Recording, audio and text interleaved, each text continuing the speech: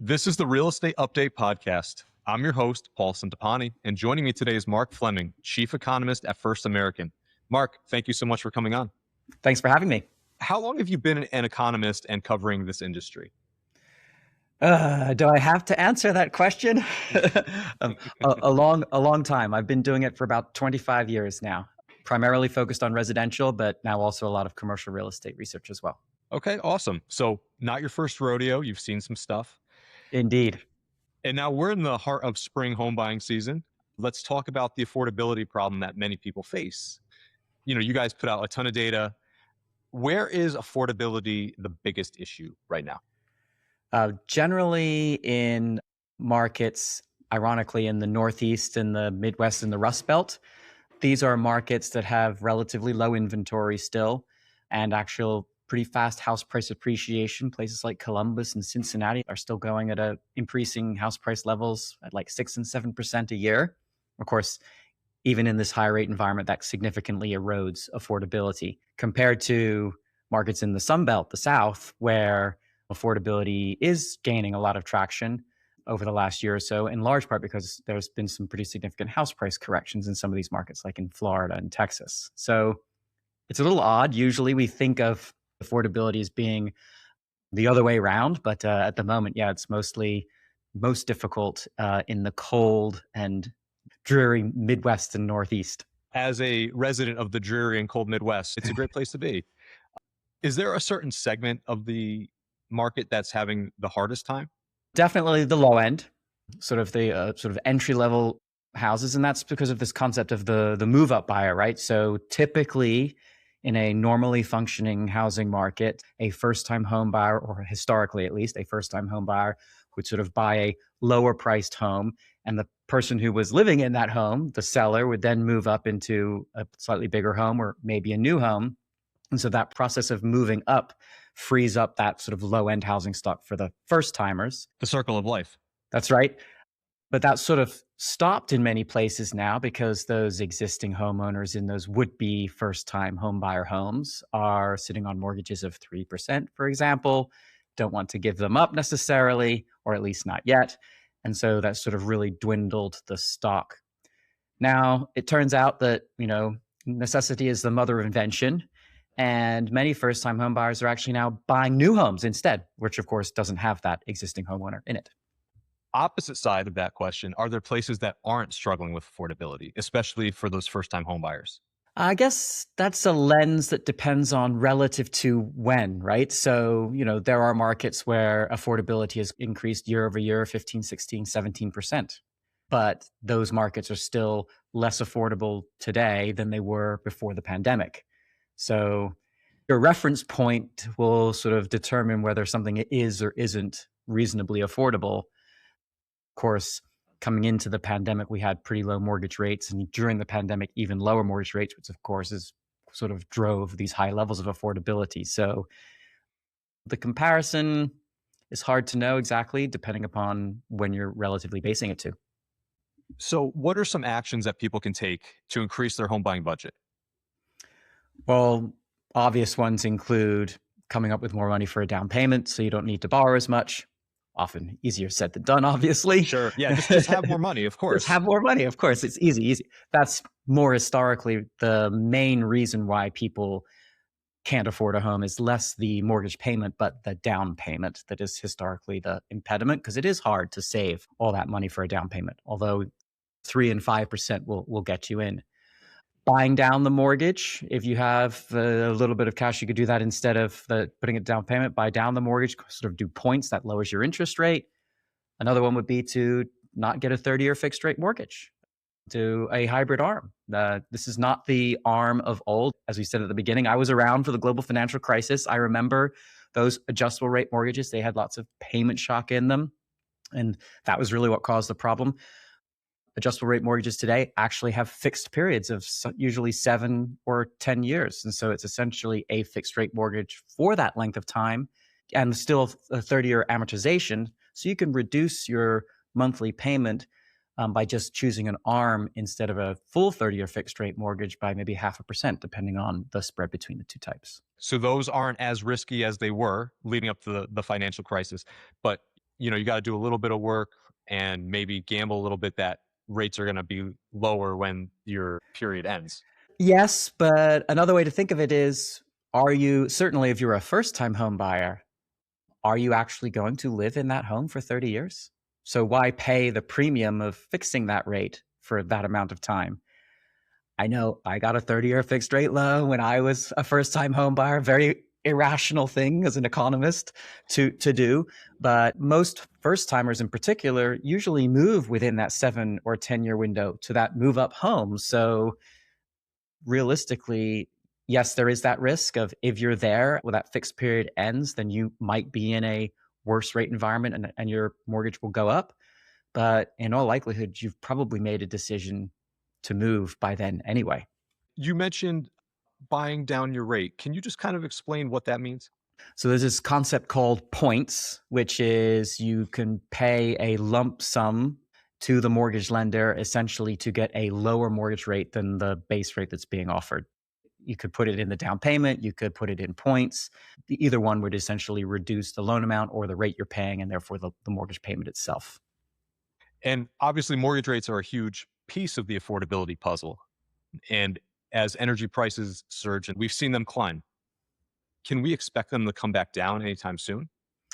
It's interesting. Even before the war in Iran and the energy crisis, we weren't really expecting mortgage rates to do very much this year anyway. In fact, we were sort of forecasting at the end of this year that maybe we would be closer to 6, or if we got lucky at 5.99 or something. And we did actually get there briefly, but 6.5 to 6.25 isn't that much more elevated than where we thought they would be for the year. I was actually quite surprised at how resilient mortgage rates have been given the situation economically in the energy crisis. Obviously, it's really hard to know what will occur over the next 6 or 9 months and the implications economically of all of this that could push rates higher. But, a 6%, 6.5% mortgage, that's pretty normal by historic standards. Yeah, and it's even below average by historic standards. Mm-hmm. Is there anything else that elevated energy prices are impacting the housing market? I think it's the challenge in two levels. One is obviously if the cost of fuel and gas and food goes up and sort of inflation goes up, this money that has to get spent on these things that are sort of non-discretionary. Most people, they have to drive to work, they have to buy gas, obviously you have to buy food, and that takes away from income for other things like saving for the down payment. So it would slow the process for a first-time homebuyer in particular of accumulating a down payment. The bigger one is fear and uncertainty. Not only are people questioning, should I buy in a situation where I have a lot of economic uncertainty, but sellers are also saying, I'm probably not going to sell in a situation of economic uncertainty. And so that sort of collectively slows down the market because uncertainty is something that we take into account when making the sale or purchase decision of something as big as a home. Yeah, and when you're, making such a big decision and putting so much money into it, yeah, you don't want uncertainty. It is a lot nicer to know what's going to happen or what you think is going to happen.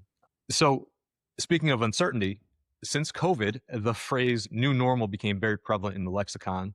The pandemic also significantly altered the housing market. Balanced market used to be defined as having 6 months of inventory. Is that still a relevant barometer, or is there a new normal? Yeah, 5 or 6 months is generally the barometer in terms of inventory being normal. And the reason we say that is most of the analysis we do shows that when you have something around that 5 or 6 month measure of month supply, that there is neither too little or too much pressure on house prices. House prices will sort of go roughly in line with inflation. You go below that significantly, as we saw in the pandemic, and you get lots of house price appreciation. If you go above it, the market becomes a lot softer and you have house price slowdowns or even depreciation. So that's sort of the magic number of balance with regard to the pace of house price appreciation.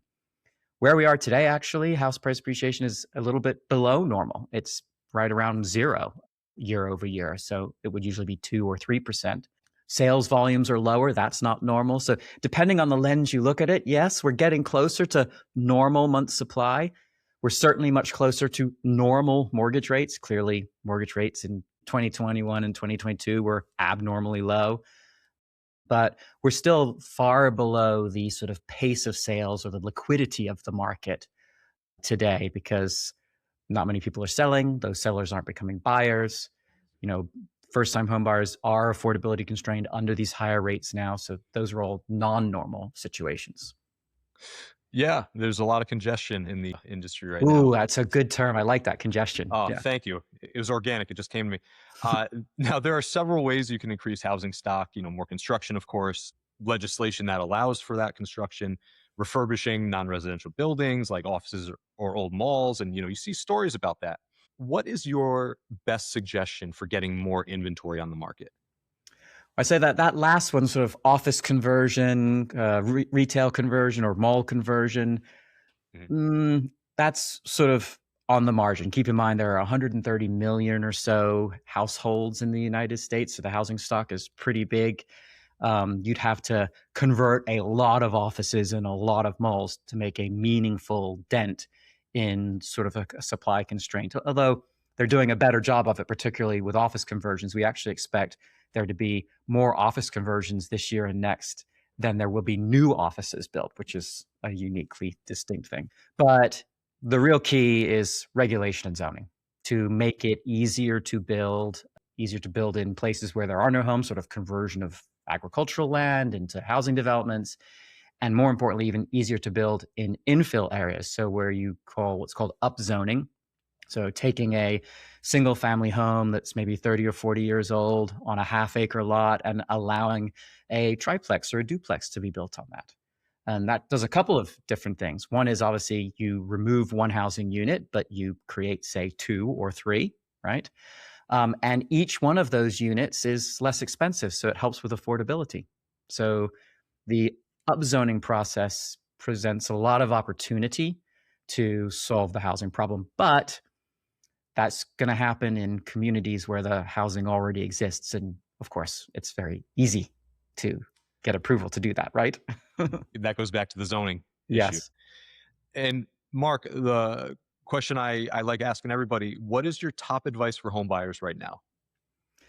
It's the same advice I give at any time, which is, buy a home when you're ready, not necessarily the finances part of it, but the lifestyle part of it.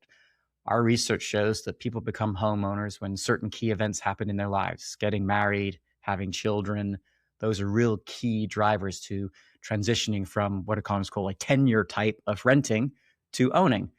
And so you make the decision to become a homeowner regardless of what rates are, regardless of where house prices are going, regardless of inventory.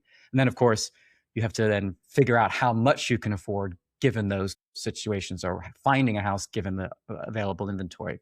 But the decision should be not based upon the money, I think, but more upon the lifestyle decision to want to become a homeowner in the first place. So you gotta follow your heart. But obviously, money does play a very important factor. You don't want to be house poor. And remember, if you're a first time home buyer, your first home is usually not your forever home. So we always get caught up on that. Buy that smaller home, buy that older home. You're probably not going to live there for the rest of your life. To get into the housing market, given these affordability constraints. And then you can go from there. Once you get on the ladder, then as house prices appreciate, you're also capturing that appreciation. So it's easier to keep up with the housing market once you are a homeowner. All right. So foot in the door, build that equity. There you Exactly. go. All right. Mark, thank you for lending us your thoughts. This is the Real Estate Update Podcast, and I hope to see you next time.